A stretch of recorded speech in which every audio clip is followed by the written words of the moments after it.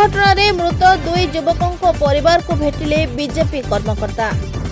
सड़क दुर्घटन कोदला सहर रश्मि रंजन पाढ़ी और रुद्रनारायण दास दुई युवकों अकाल मृत्यु घटी। गत 31 तारिख सन्धार बुढ़ाम्बठारे उभय मृत युवक स्कूटी जोगे जाउथबा बेले एक बाइक धक्का देथिला, फल उभयंकर जीवन चली जाइथिला। घटना परे कोदला रे शोकाकुल परिवेश सृष्टि होइछि।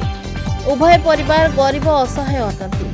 घरर युव पुत्र को हराई परिवार लोके दुखरे भांगी पड़िछंती। घटना सुनिबा परे आज कोदला दंडीश्वर यात्रा कमिटीर बहु कर्मकर्ता और बीजेपी नेता चित्रसेन परिड़ा, सीताराम पाणिग्राही, बहु महिला कर्मकर्ता माने कोदला कुमुटी साहिर थिबा उक्त दुई परिवार निकटरे पहुंची परिवार लोकों को गभीर समवेदना ज्ञापन करिसेंती।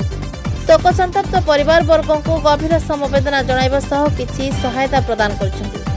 मुख्यमंत्री को रिलीफ पांठिरु सहायता प्रदान निमंते पदक्षेप नेबाको प्रतिश्रुति दैछंती। सेपरि अन्य सहायता राशि किपरि मिलि परिबो से नै उद्यम कराजिबाको स्थिर कराଯାଇअछि। कोदलारु कृष्णचंद्र पलाईको रिपोर्ट, जेएमजे न्यूज।